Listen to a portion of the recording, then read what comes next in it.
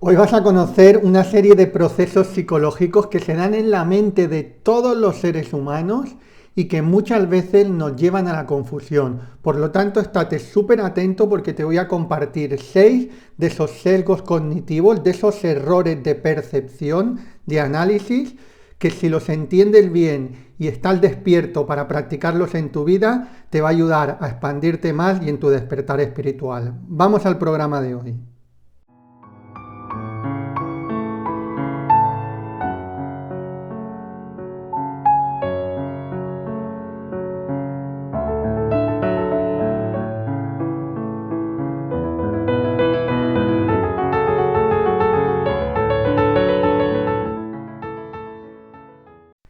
¿Qué tal, estrellas de conciencia? Bienvenidos, bienvenidas. Estamos un día más en el programa Estrellas de Conciencia, todos los días de lunes a sábado, 8 de la tarde hora española, en vivo en YouTube. Si estás ahora en YouTube, por favor, dale a suscribirte y campanita para no perderte absolutamente nada. Y si los estás escuchando desde cualquier otra red social, disfrútalo ahora, escúchalo, pero te recomiendo también que luego vayas al YouTube de Javier Robas para poder seguirme también y no perderte absolutamente nada. De lunes a sábado 8 de la tarde hora española en vivo y luego los domingos también 8 de la tarde hora española tenemos una videoclase con práctica de autorreiki, de meditación para poder practicar todos juntos. Muy bien, bueno, hoy os voy a hablar de un tema muy interesante. Es un tema muy enfocado a la psicología humana, pero tenemos que entender que el despertar espiritual va también en conocer cómo funciona nuestra mente. No necesitamos tener un máster en psicología para estar realizados, no necesitamos tener incluso una carrera en psicología para estar realizados, pero sí que tenemos que saber cómo funciona la mente y sobre todo, muy importante, estar atento a ese proceso mental para luego corregirlo, porque si no nos podemos encontrar que tenemos mucha teoría, pero luego no la aplicamos en el día a día, ¿no?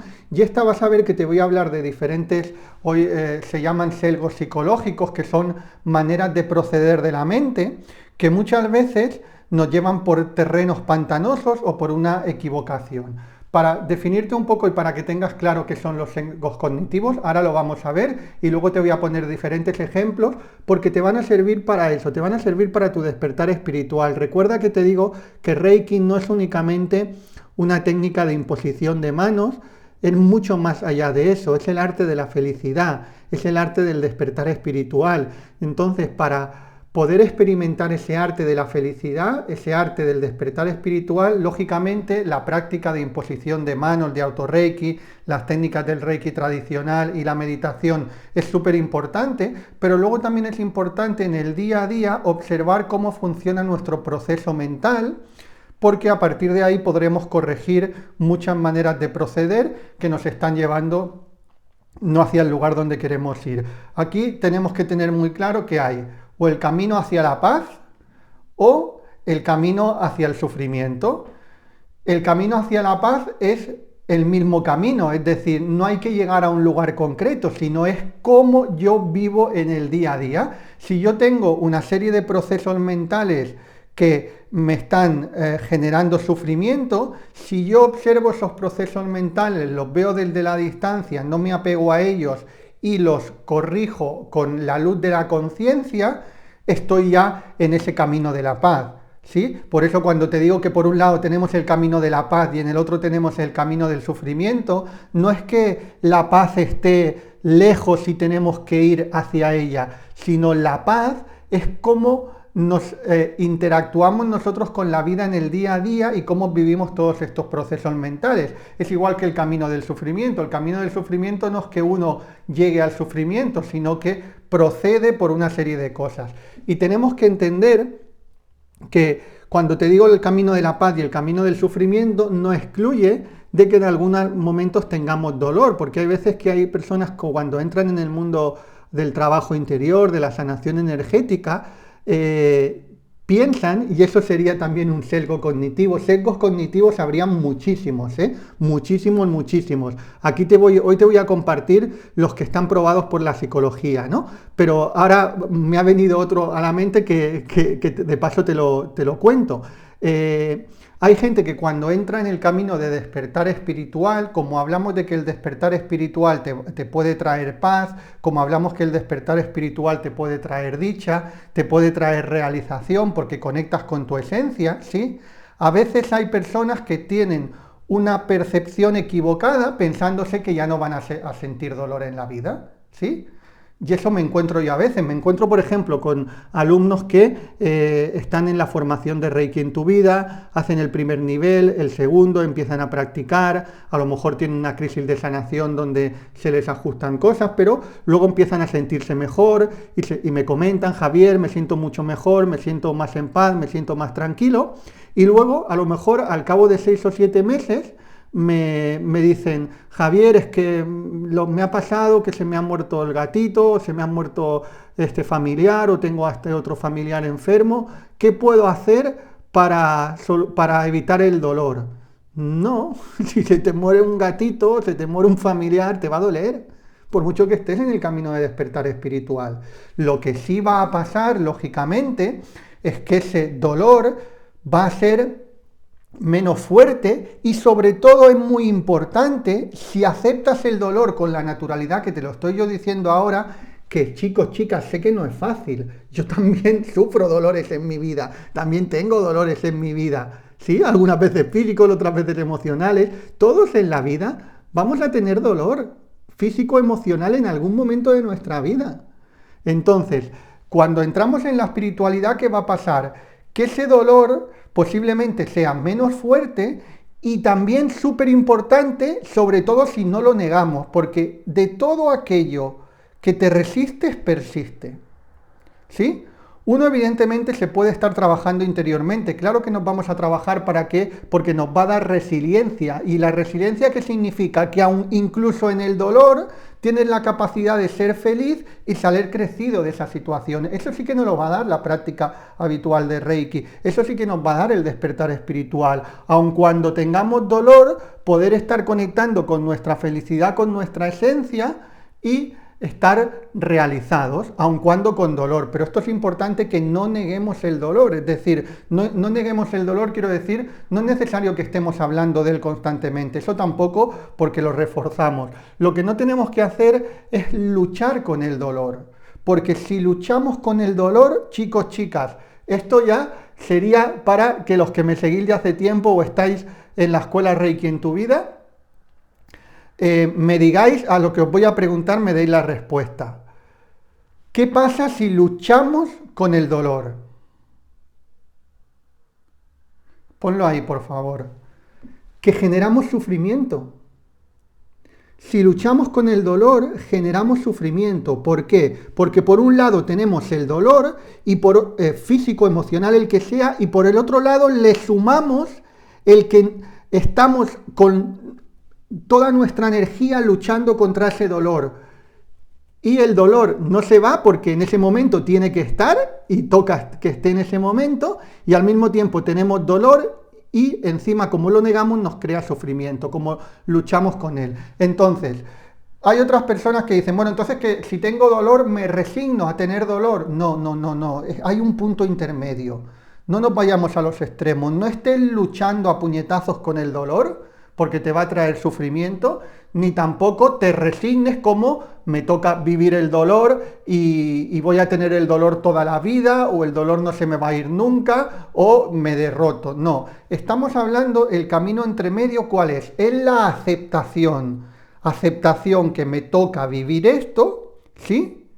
Y lo que hago es hacer las cosas que estén en mi mano, pero sin lucha, sin forzar, para que ese dolor pueda disminuir, porque estoy en mi derecho de hacer que ese dolor pueda disminuir. Pero estar en mi derecho y hacer cosas para que ese dolor disminuya, a estar luchando con el dolor. Mira, si tú tienes una edad, y tendrás una edad como yo, un poco más, un poco menos, pero ya somos maduros los que estamos aquí, te vas a dar cuenta, te habrán dado cuenta que muchas veces hay la cultura de la lucha, hay que estar luchando. Yo hay veces cuando alguien me dice, digo, ¿qué? ¿Cómo te va? Me dicen, luchando. Digo, ostras, pues la vida no tendría que ser luchando. La vida tendría que ser hacer las cosas que tienes que hacer para superar lo que tengas que superar, pero sin la necesidad de estar luchando constantemente, porque si no, la vida se convierte en una lucha constante. Y la lucha trae más lucha.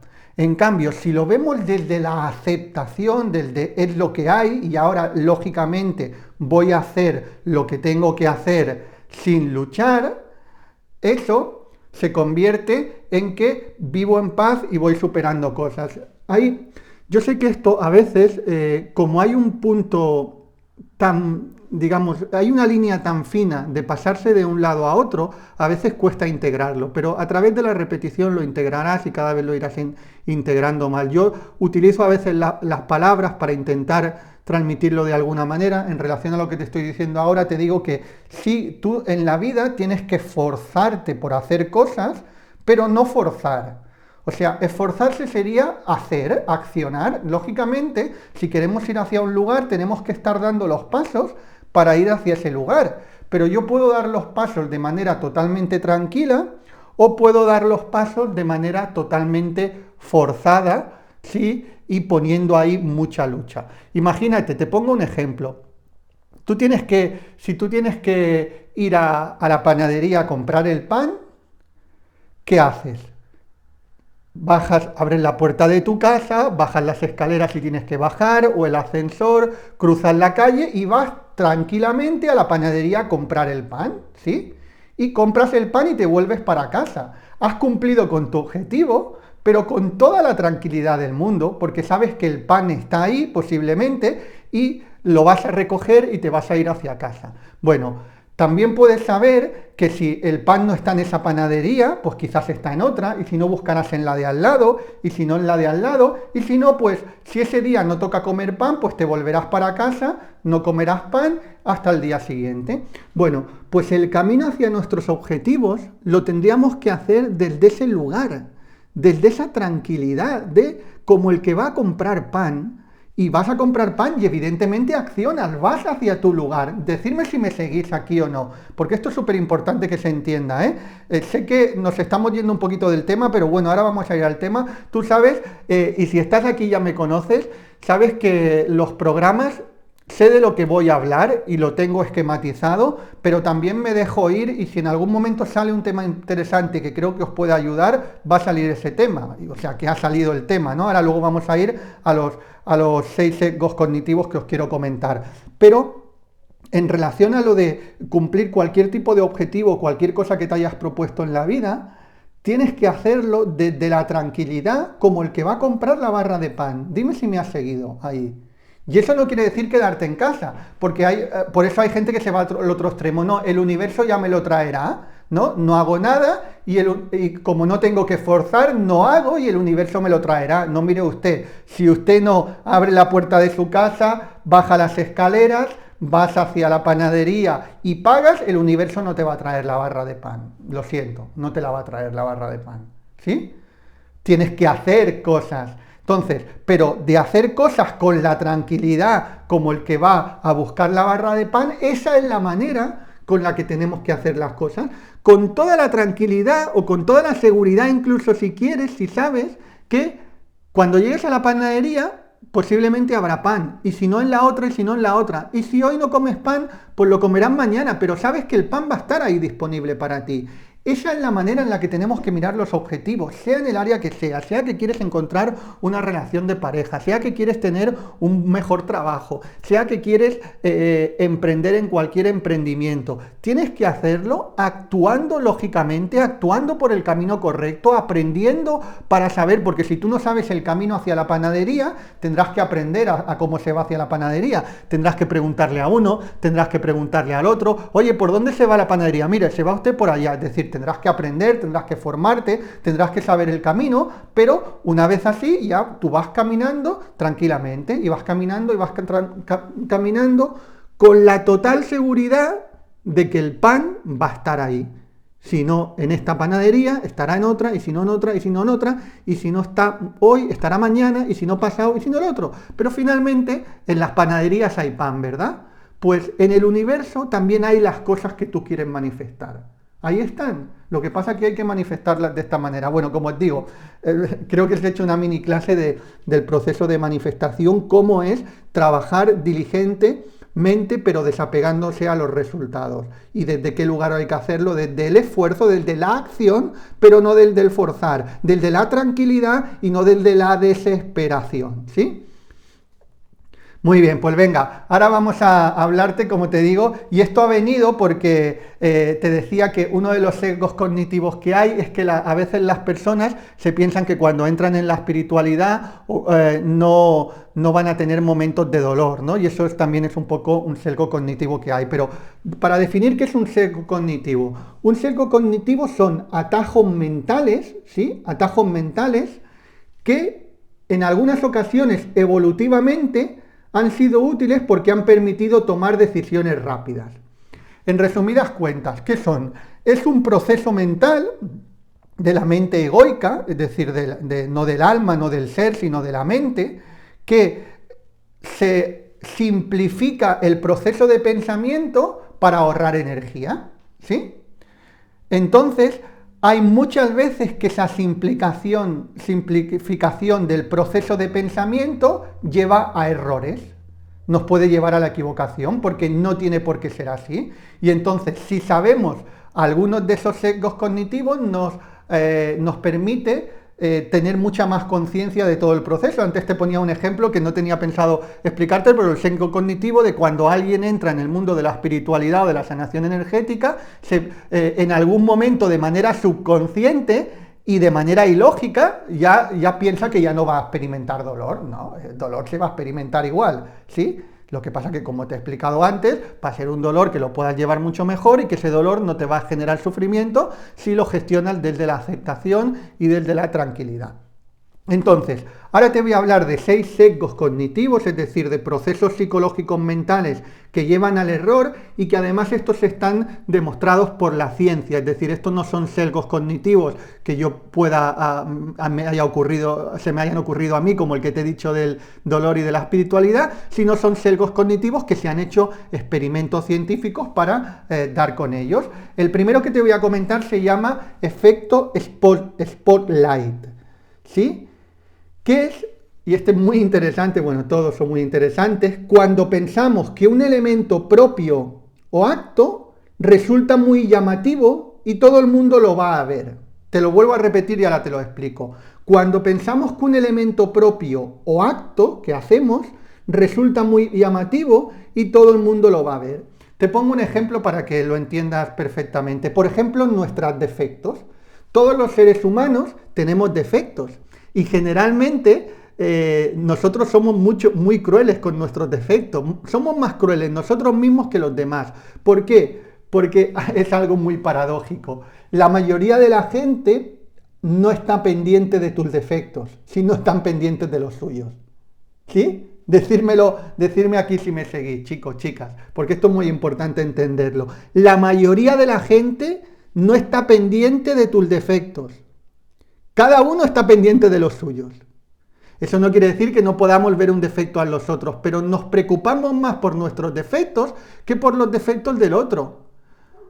A lo mejor tú tienes la nariz de una manera un poco rara y nadie le presta atención a tu nariz, o prácticamente nadie le presta atención a tu nariz. Y tú le estás todo el día prestando atención a tu nariz. Te he puesto el ejemplo de la nariz, pero puede ser de cualquier cosa. Puede ser de timidez, puede ser de nerviosismo, puede ser de cualquier cosa que tú consideres, que a lo mejor lo consideras tú y ni siquiera lo es un defecto tuyo. Entonces el efecto spotlight, que es el error ese de procesamiento en el que pensamos que nuestros defectos los está viendo todo el mundo y a todo momento. Y no es cierto, no es así. Por lo tanto, aquí ¿qué recomendación te doy? Que pases siempre, intenta, en lugar de cuando observas que te estás fijando en tus defectos, lo que tienes que hacer es dar la vuelta y fijarte en todas las cosas positivas que tienes, en todas las virtudes que tienes. ¿Sí? Porque en el momento que empieces a fijarte en todas las virtudes, automáticamente empezarás a ser mucho más feliz, porque si estamos constantemente intentando esconder los defectos. Y esto no quita, lógicamente, de que si tenemos algo que mejorar, lo hagamos. Yo soy de los primeros que te voy a decir, oye, tenemos cosas que mejorar, las hacemos, pero va a haber una serie de cosas o una serie de defectos que tenemos que no tenemos que estar todo el día dándole vueltas a ese defecto, porque ¿por qué lo hacemos? Porque creemos que los otros lo van a ver, que los otros nos van a juzgar, que los otros no nos van a aceptar, que no nos van a querer, que no nos van a amar, ¿sí? Todo ese rollo que nos sale en la mente y los otros no están pendientes de tus defectos, eso está demostrado, ¿sí? Ese es el efecto Spotlight. Cuando pensamos que un elemento propio o incluso acto resulta muy llamativo para todo el mundo y no es así. Para el que está siendo muy llamativo es para ti mismo porque le estás dando muchas vueltas al tema. Vamos al segundo. Maldición del conocimiento. Esto es, ¿qué quiere decir? Que una vez que sabemos algo, asumimos que todos los demás lo saben, ¿sí? Esto te voy a poner un par de ejemplos también para que lo veas. Por ejemplo, estamos en un proceso evolutivo, ¿no? Y tú a lo mejor has entendido una serie de cosas. Y ahora tienes una serie de amigos, tienes una serie de familiares, unos compañeros de trabajo, donde no actúan como tú crees que tienen que actuar, porque quizás tú has despertado o tienes un conocimiento de algo que ellos a día de hoy no lo tienen o no lo han integrado o no lo saben hacer efectivo. Y ya tú piensas, no, porque fíjate, esta persona, qué tal, no sé qué. Es decir, porque tienes un proceso erróneo en la mente pensando que el otro tiene que saber lo que tú sabes. Y no tiene que saber lo que tú sabes. No lo tiene que saber. ¿Sí? Entonces es importante entenderlo. Luego también, en otro ejemplo, por ejemplo, los que compartimos enseñanzas, si eres profesor, si das cursos, si das cualquier cosa, también hay que tener mucho cuidado con este sesgo cognitivo, con la maldición del conocimiento. ¿Por qué? Porque algunas veces uno puede hablar una serie de cosas con una serie de palabras o saltarse algo pensando que el otro ya lo sabe, ¿sí? Y esto yo me veo en ello constantemente, porque fijaros, en las redes sociales, constantemente, en estos podcasts, en los programas, en mis vídeos, constantemente va entrando gente nueva. Constantemente va entrando gente nueva. Entonces, te vas a dar cuenta que hay muchas cosas, si ya me llegas siguiendo de mi tiempo, hay cosas de mi historia que las cuento varias veces, que uno si a lo mejor la ha escuchado 15 veces, puede decir, oye, este hombre ha dicho esto ya 15 veces. Sí, tú lo has escuchado 15 veces, pero resulta que ha entrado otra persona nueva que no la ha escuchado nunca y necesita escucharlo. Si yo me dejara llevar por el sesgo cognitivo de la maldición del conocimiento, ¿qué haría? Explicaría mi historia personal una vez, inspiraría a un número de personas y ya no la volvería a explicar más porque entendería que ya todo el mundo la sabe. No, todo el mundo la sabe, no. Eso es un sesgo cognitivo, es un error de procesamiento de mi mente.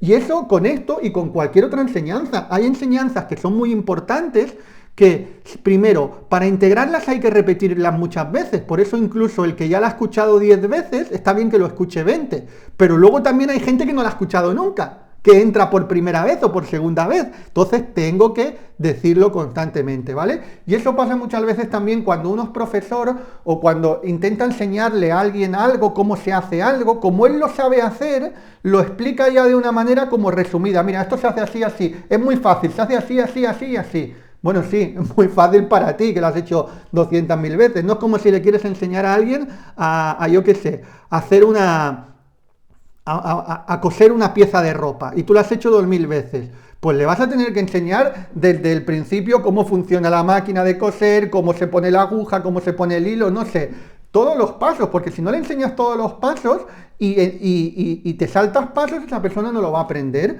porque vas a estar dejándote llevar por el sesgo de la maldición del conocimiento. Venga, vamos al tercero. El efecto anclaje. ¿El efecto anclaje qué es? Es lo que vemos a simple vista. Es decir, es la tendencia de confiar demasiado en la primera información que recibimos para una toma de decisión. Por ejemplo, tú conoces a alguien, ¿sí? Y conoces a alguien la primera vez, tienes una primera percepción de esa persona, y imagínate, por lo que sea, que esa percepción de la persona no ha sido la mejor que hayas podido tener. Que pueden ser por 50.000 cosas, ¿eh? Puede ser porque esa persona no tenga el mejor día, puede ser porque tú no tengas el mejor día y lo estés observando desde un lugar poco compasivo, pueden ser por muchas cosas que tú conoces a una persona en un primer momento y no tienes una buena percepción de esa persona. Bueno, pues el sesgo cognitivo aquí, ¿qué es? Que con esa primera impresión ya te haces un concepto de cómo es esa persona, y eso es un error cognitivo también, porque no puedes saber por un primer conocimiento cómo es esa persona, por lo que te digo, porque a lo mejor la has agarrado en un mal día, porque a lo mejor tienes tú un mal día, porque a lo mejor esa persona se ha discutido con su pareja y no tiene el mejor humor, porque a lo mejor no ha sabido cómo actuar en ese momento, porque a lo mejor por 1000 cosas, ¿sí? Y eso puede pasar también en lo positivo. Tú puedes tener una percepción súper positiva de esa persona y ya idealizar esa persona, pero a lo mejor es que la has cogido en el día más brillante de su vida. A lo mejor es que tú estabas en un día donde todo lo veías súper bonito, incluso más bonito de lo que es, ¿sí? Esto se hace de manera muy clara, el efecto anclaje, en el proceso de enamoramiento también, aunque no es una simple vista de verlo en un día y ya está, pero el proceso de enamoramiento que es que durante un tiempo determinado uno se fija únicamente en lo positivo que tiene esa persona, únicamente en lo que tiene en común, y empieza a descartar psicológicamente lo que no tiene en común. Entonces uno idealiza a la otra persona. Luego, cuando pasa ese proceso de enamoramiento, ¿verdad? Donde todo ese fuego ya no está y donde ya lo que tiene que quedar posteriormente es el amor, uno empieza a decir, bueno, pero esta persona no es, mira, tiene este defecto, tiene el otro, sí, y los tenía antes, ¿eh? Lo que pasa que tú habías hecho un efecto anclaje, te habías anclado únicamente a lo positivo, ¿no? Por eso que eso puede ser a lo positivo o a lo negativo. Muy bien. Entonces, vamos al cuarto. Sesgo de confirmación. Este también es una manera de proceder de nuestra mente que muchas veces nos puede traer concepciones erróneas. Tendencia a encontrar y recordar la información que confirman nuestra percepción y opiniones. ¿Sí? Sesgo de confirmación. Es decir, tú tienes una opinión sobre algo o tú tienes una creencia sobre algo y tu mente generalmente va a fijarse en aquello que concuerda con tu creencia. Ahora te voy a poner unos ejemplos. Imagínate que en tu casa te han dicho desde pequeño que los ricos son mala gente, que los ricos son ávaros, que los ricos tienen dinero porque le roban el dinero a los otros, porque explotan, ¿sí?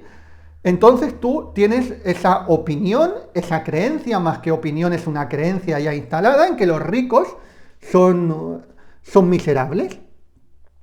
¿Qué va a pasar?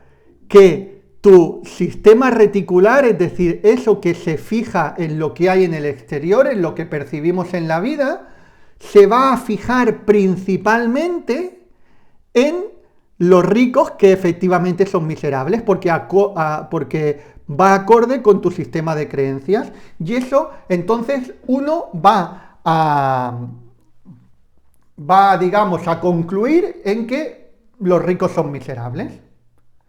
¿Y qué va a pasar cuando uno asuma que los ricos son miserables? Que como uno no quiere ser miserable, va a estar alejando su propia abundancia, ¿no? Pero bueno, hoy no vamos a hablar del tema de la abundancia, sino del sesgo cognitivo. Es un error psicológico, porque ciertamente hay muchos ricos que son generosos, hay muchos ricos que son buenas personas, hay muchos ricos que son honrados, ¿sí?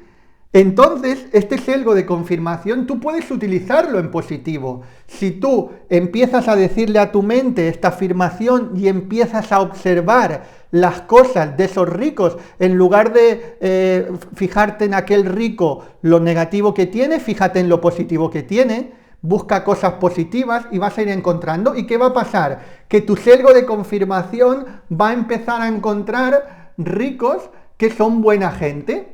¿Y qué quiere decir ahora? ¿Que todos los ricos son buena gente? No, pero a ti te interesa más saber concluir que los ricos son buena gente, ¿para qué? Para traer abundancia, ¿sí? Que no lo contrario, porque lo otro te va a traer carencia. Pero esto se puede, el sesgo de confirmación, te he puesto un ejemplo, pero puede ser en muchas cosas. Imagínate, por ejemplo, una mujer que piensa que todos los hombres son infieles. ¿Qué va a pasar?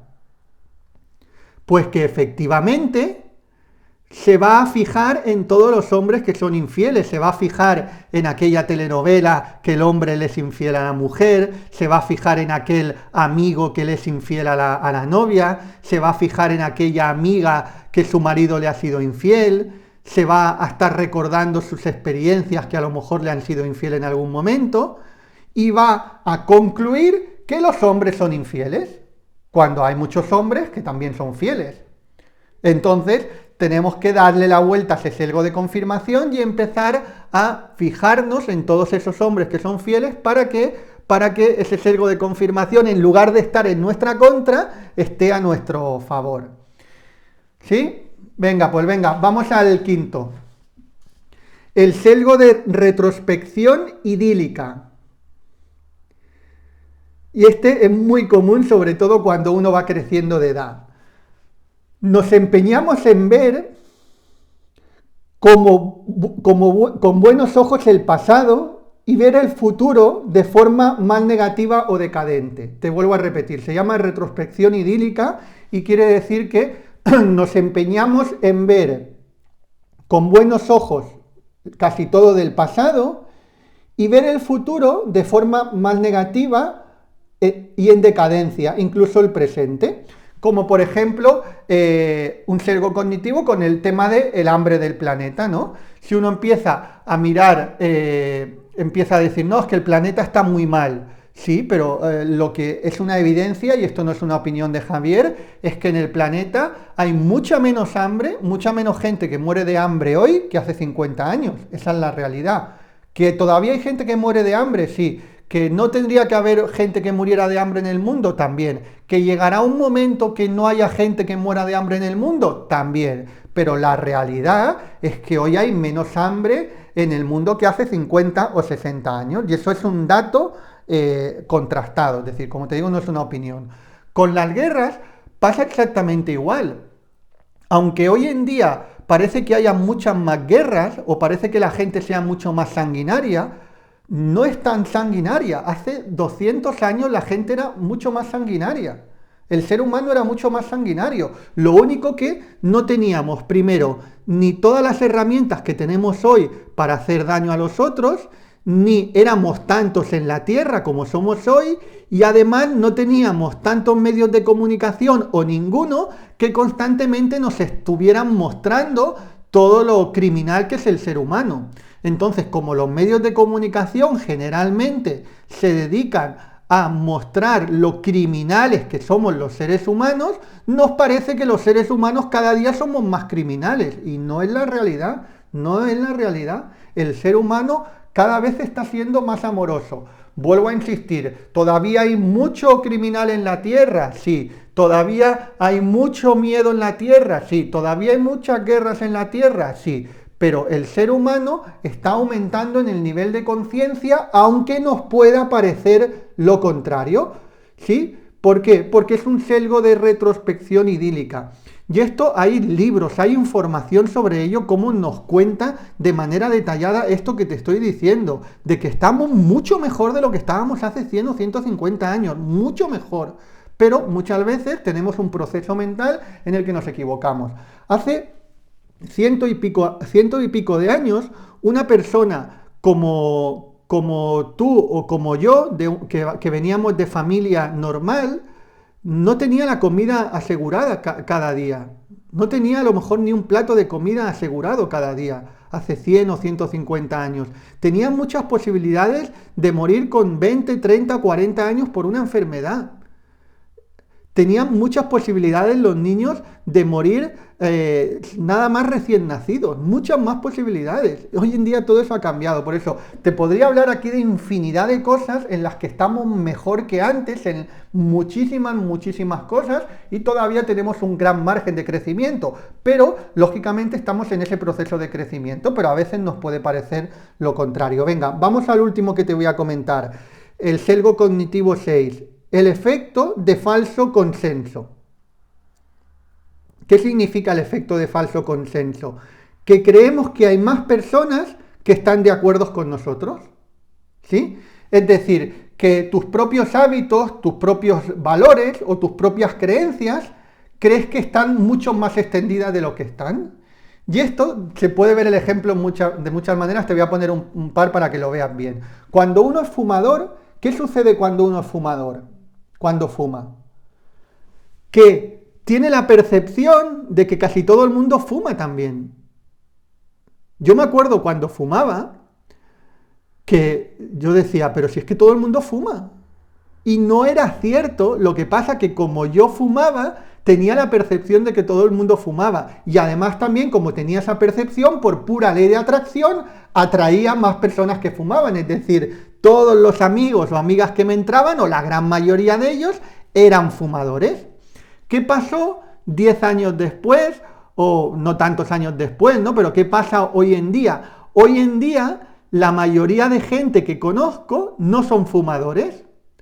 Es decir, cuando veo un fumador me extraño porque digo, ¿todavía fuma la gente? ¿Puede ser que todavía fume? Y claro que hay mucha gente que fuma todavía, pero mi percepción es que no. ¿Por qué? Porque es un sesgo cognitivo también. Pero eso pasa también, por ejemplo, en la espiritualidad. Cuando uno entra en la espiritualidad, antes de estar en la espiritualidad, piensa que la espiritualidad es de frikis, ¿no? ¿Quién va a entrar en la espiritualidad de frikis? En cambio, cuando ya llevas un tiempo dentro de la espiritualidad, dentro del Reiki, de la meditación, te pasa todo lo contrario, que ya empiezas a pensar que todo el mundo está o debería de estar, y tampoco es así, esa no es la realidad, ¿no?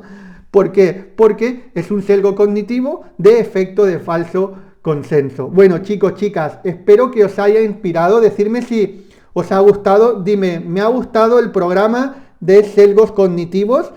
Te recomiendo que si ahora no has podido tomar nota, que vuelvas luego para tomar nota, porque te he dado muchísima información, ¿eh? Y esta información, lógicamente, tú luego tienes que ver cómo la aplicas en tu vida. Yo intento darte la máxima información posible, el máximo conocimiento. Intento ponerte ejemplos para que veas cómo eso se puede aplicar en tu vida, pero luego definitivamente eres tú el que tienes que repasarlo, el que tienes que estudiarlo y el que sobre todo tienes que aplicarlo en tu día a día, porque si no, constantemente nuestra mente tiende a funcionar de esa manera automática, donde muchas veces nos lleva a la confusión y por callejones a los que nos va a llevar a no estar tan realizados. Así que bueno, voy a leer tus comentarios, déjalos ahí por favor. Si todavía no estás en la formación de Reiki en tu vida, te voy a dejar tanto en descripción como en el primer comentario fijado para que puedas formarte de cualquier parte del mundo en los diferentes niveles. Recuerda que Reiki no es únicamente una terapia de imposición de manos hacia otros, no es únicamente una terapia de imposición de manos hacia ti, sino es un profundo camino de despertar espiritual. Y en ese profundo camino de despertar espiritual necesitamos dos cosas. Primero, un conocimiento profundo, es decir, entender las cosas de manera profunda, y luego una práctica constante, continuada y mantenida en el tiempo, tanto de ese conocimiento como también de las técnicas de imposición de manos y del Reiki tradicional que os enseño en Reiki en tu vida. Así que si todavía no estás en la formación, ya sea que incluso eres maestro de otra escuela, como todavía no has empezado, te voy a dejar ahí descripción y primer comentario fijado para que puedas formarte de cualquier parte del mundo. Si no lo encuentras, puedes ir a www.reikientuvida.com. Te mando un súper abrazo. Recuerda que un mundo mejor es posible y empieza por ti ahora. Un abrazo.